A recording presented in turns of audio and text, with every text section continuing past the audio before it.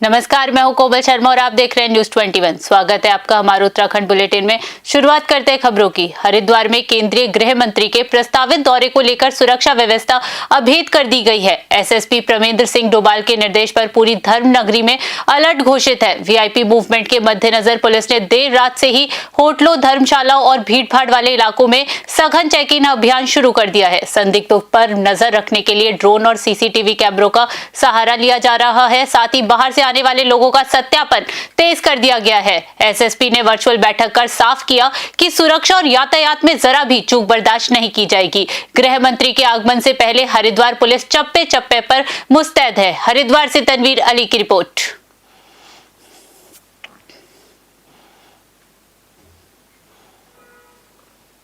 हरिद्वार स्थित देव संस्कृति विश्वविद्यालय का 7वां दीक्षांत समारोह आज भव्यता के साथ संपन्न हुआ। समारोह में मुख्य अतिथि के रूप में पधारे जूना अखाड़े के आचार्य महामंडलेश्वर स्वामी अवधेशानंद गिरी महाराज ने मेधावी छात्र छात्राओं को उपाधियां और स्वर्ण पदक देकर सम्मानित किया। उन्होंने विद्यार्थियों से आह्वान किया कि वे भारतीय संस्कृति और संस्कारों को आत्मसात कर राष्ट्र निर्माण में अपनी अहम भूमिका निभाए। मीडिया से रूबरू होते हुए स्वामी अवधेशानंद गिरी ने तीर्थों की पवित्रता पर जोर दिया और कहा कि हर की पौड़ी और अन्य पवित्र स्थानों के गौरव की रक्षा करना हम सभी का परम धर्म है। उन्होंने विश्वविद्यालय के आध्यात्मिक वातावरण को भारत को वैश्विक शक्ति बनाने का सशक्त माध्यम बताया। समारोह में प्रति कुलपति डॉक्टर चिन्मय पंड्या समेत कई गणमान्य लोग उपस्थित रहे। हरिद्वार से तनवीर अली की रिपोर्ट। समानता की दिशा में एक बड़ा आंदोलन। गायत्री परिवार ने कहा नर नारी एक समान, सभी जातियां समान है, सभी जातियां महान है, क्योंकि हम सभी ईश्वर की संतान हैं। तो गायत्री परिवार के द्वारा एक रचनात्मक आंदोलन हुआ है।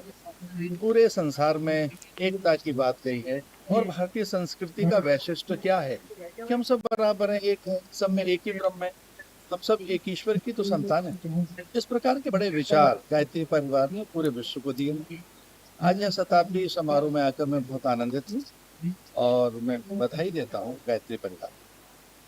खटीमा में विकास कार्यों की कड़ी में मुख्यमंत्री पुष्कर सिंह धामी के निर्देशों पर युवा कल्याण विभाग द्वारा नवनिर्मित पार्कों का आज नगर पालिका अध्यक्ष रमेश चंद्र जोशी ने निरीक्षण किया। पुराने शहीद स्थल और मेगा घाट रोड पर बनाए गए इन सभी पार्कों में बच्चों के लिए विशेष झूले और आधुनिक सुविधाएं जुटाई गई है। निरीक्षण के दौरान पालिका अध्यक्ष ने मुख्यमंत्री का आभार व्यक्त करते हुए कहा कि ये पार्क क्षेत्र की जनता की पुरानी मांग थे। उन्होंने स्थानीय युवा और बच्चों से अपील की कि वे नशे की लत को छोड़कर खेलकूद और फिटनेस की ओर ध्यान दे। इस मौके पर बड़ी संख्या में स्थानीय जनप्रतिनिधि और भाजपा कार्यकर्ता मौजूद रहे, जिन्होंने सरकार के इस कदम की सराहना की। खटीमा से अशोक सरकार की रिपोर्ट। मैं सबसे पहले माननीय मुख्यमंत्री जी का आभार प्रकट करना चाहता हूं कि उनके खटीमा के प्रति जो उनका लगाव है वो आप लोगों को स्पष्ट झलक रहा होगा कि एक हमने अभी पिछले दौरे में जब वो खटीमा आए थे तो उनसे कहा था कि साहब जो छोटे बच्चे हैं उनको खेलकूद की थोड़ी सी असुविधा होती है, तो उन्होंने तत्काल खेलकूद युवा कल्याण विभाग को इस बारे में अवगत कराया और निदेशालय द्वारा ये तत्काल यहाँ पे बच्चों के लिए व्यवस्था की गई है। और आप देख रहे हैं कि हम चाहते हैं इस खटीमा का बच्चा खेलकूद में और पढ़ाई में ध्यान लगाए, ना कि नशे में। तो इसी क्रम में ये सारे कार्य करे जा रहे हैं और लगातार और भी हम कार्य माननीय मुख्यमंत्री जी के माध्यम से इस खटीमा में कराने जा रहे हैं। डोईवाला के लाल थप्पड़ औद्योगिक क्षेत्र में एक आरओ कंपनी पर कर्मचारियों के मानसिक और आर्थिक शोषण का गंभीर आरोप लगा है। पिछले 15-20 वर्षों से सेवा दे रहे दर्जनों श्रमिकों को प्रबंधन ने बिना किसी ठोस कारण से नौकरी से बाहर निकाल दिया है। आक्रोशित कर्मचारियों ने डोईवाला तहसील पहुंचकर प्रदर्शन किया और उप जिलाधिकारी को ज्ञापन सौंपा। कर्मचारी नेता संदीप नेगी का आरोप है कि कंपनी कुशल श्रेणी का काम लेकर अकुशल श्रेणी का वेतन ले रही थी और शिकायत करने पर बदले की भावना से सेवा समाप्ति के नोटिस थमा दिए गए। मामले की गंभीरता को देखते हुए एसडीएम अपर्णा ढोंडियाल ने सहायक श्रम आयुक्त को 1 सप्ताह के भीतर कंपनी प्रबंधन और श्रमिकों के बीच वार्ता कराकर समाधान निकालने के निर्देश दिए हैं। डोईवाला से आशीष यादव की रिपोर्ट। हमारे जो ये सारे श्रमिक लोग यहाँ पहुँचे हैं, ये हमारे लाल थप्पड़ स्थित कंपनी में काम करते थे, जो श्रमिक कॉन्ट्रैक्टर के अंदर काम करते थे कंपनी में और आरओ कंपनी में। और ये जो हमारे श्रमिक हैं, इन बहुत लंबे समय से, कोई 16 साल से, कोई 17 साल से, कोई 15 साल से, कोई 11 साल से वहाँ पर लगातार काम करते आ रहे हैं और सारे हमारे स्थानीय श्रमिक ये लोग हैं। और इनके द्वारा वहाँ पर कुशल श्रमिकों का कार्य करवाया जाता है। श्रम विभाग के नियमों में भी स्पष्ट उल्लिखित है कि जो आपका कॉन्ट्रैक्टर है, कॉन्ट्रैक्टर आपको केवल लेबर प्रोवाइड करवाता है हेल्पिंग कार्य के लिए। हेल्पिंग कार्य इसमें आपका जैसे हाउसकीपिंग का हो गया, सिक्योरिटी का हो गया, लेकिन इन कर्मचारियों से 15-16 सालों से लगातार स्किल्ड का कार्य करवाया जाता था और जो वेतन है उनको अनस्किल्ड का दिया जाता है। पहले इनको ईएल का पैसा नहीं मिलता था, वहाँ पर ग्रेजुटी नहीं मिलती थी, लेकिन जब पिछली बार 2018 में श्रमिकों ने आंदोलन किया था उसके उपरांत इनकी ग्रेजुटी और ईएल का पैसा मिलना शुरू हुआ। मुझे कुछ नहीं मिला, मैं अपनी मर्जी से मैं नहीं निकली, अब मुझे निकाला दिया तो मुझे मिलना चाहिए ना कुछ चीज़। अब इन्होंने मुझे रुपया 1.5 लाख कुछ नहीं दिया ना, मुझे जैसा छुट्टी करते उसके पैसे। मेरी एमरजेंसी तबीयत खराब हुई, मैं गेट पास करके चली गई, वो बोले मेडिकल ले आओ बनवा के, मैं मेडिकल बनवा के लिए आई।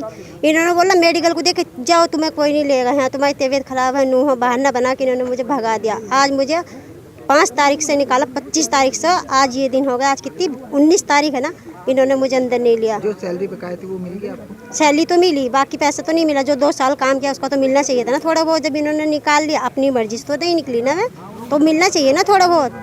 या हमें कंपनी में रख नहीं रहे हैं, या हमें, और जो हम अपनी मर्जी से निकलते तो हमें नहीं चाहिए था। अब ये खुद निकाल रहे तो हमें पैसा दिलाओ उस चीज़ का। कंपनी में 17 सालों से जुड़ा हूँ, 17 साल से जुड़ा हूँ। इस कंपनी में क्या है कि हम स्किल्ड काम करते थे और अनस्किल्ड का पैसा दिया जाता था। तो इस कारण हमने श्रम विभाग से इसकी शिकायत की। जब हमने श्रम विभाग से शिकायत की तो इन्होंने हमारे ऊपर उत्पीड़न करना चालू कर दिया। हमें इधर से पटक, इधर पर, हर डिपार्टमेंट में, मतलब हर तरीके से हमें तोड़ा। लेकिन वर्कर क्या है, एक मजबूत कड़ी है। वर्कर मतलब मजदूर है लेकिन मजबूत नहीं है वर्कर, लेकिन वर्कर अपने हितों के लिए लड़ता रहेगा हमेशा। तो इन्होंने हमें जब श्रम विभाग से फैसला आया तो इन्होंने लाइसेंस निरस्त कर दिए। बोला कि 5 तारीख आपको बुलाया जाएगा, नोटिस दिया जाए, छुट्टी का नोटिस दिया गया। जब नोटिस पूरा हुआ, बोला कि आपका लाइसेंस आपको हटाया जाता है कि। तो इसके बाद हमसे कोई बात ही नहीं की मैनेजमेंट ने। कोई पैसा भी बकाया आपका? पैसा बकाया तो दिया उन्होंने, बाई कोरियर दिया उन्होंने, उस पर कोई हिसाब नहीं है। उसमें कोई हमारी एक ग्रेजुटी दी है, उसका हमारे कोई हितलाभ हमें दिया नहीं गया। क्या चाहते हैं, क्या होना? देखो हम वैसे तो हमारे रोज़गार एक विषय है, हमें रोज़गार दिया जाए। रोज़गार नहीं दे सकते तो हमारा, इतने वर्कर हैं यहाँ, किराए में लोग रह रहे हैं, अपनी रोजी रोटी के लिए भाग रहे हैं।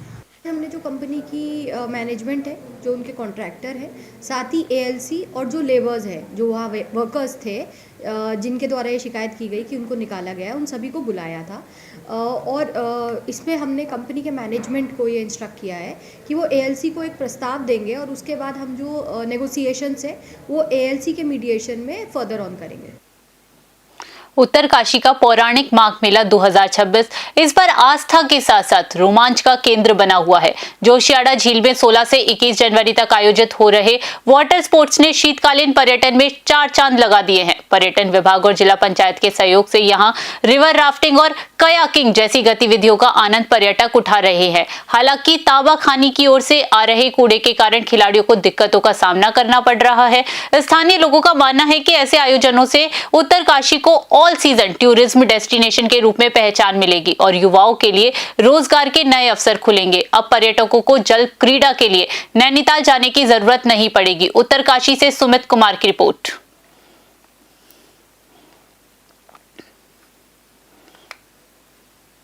उत्तरकाशी की गंगा और यमुना घाटी के जंगलों में लगी भीषण आग अब रिहायशी इलाकों के लिए बड़ा खतरा बन गई है। धरासू बैंड और यमुनोत्री हाईवे के पास जंगलों में आग बेकाबू होकर धधक रही है, जिससे आसमान में चारों ओर धुएं का गुबार छाया हुआ है। इस वनाग्नि से बेशकीमती वन संपदा जलकर खाक हो रही है और वन्य जीवों के अस्तित्व पर संकट मंडराने लगा है। स्थिति इतनी गंभीर है कि धुएं के कारण दृश्यता कम हो गई है और स्थानीय लोगों को सांस लेने में दिक्कत हो रही है। वन विभाग के लिए इस विकराल आग पर काबू पाना एक बड़ी चुनौती बना हुआ है। समय रहते नियंत्रण न होने पर वन्य जीवों का रुख आबादी वाले क्षेत्रों की ओर आने का डर है। उत्तरकाशी से सुमित कुमार की रिपोर्ट।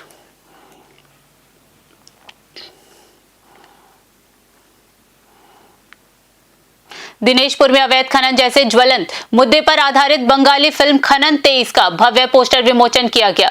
इस विशेष अवसर पर फिल्म की स्क्रीनिंग भी रखी गई, जिसमें जनप्रतिनिधियों और कलाकारों ने शिरकत की। ये फिल्म उत्तराखंड की नदियों में फल फूल रहे खनन माफियाओं के नेटवर्क और उससे पर्यावरण को होने वाले नुकसान को बेबाकी से उजागर करती है। फिल्म का मुख्य आकर्षण पश्चिम बंगाल के मशहूर अभिनेता सुमित गांगुली हैं, जो इसमें दमदार खलनायक की भूमिका में नजर आएंगे।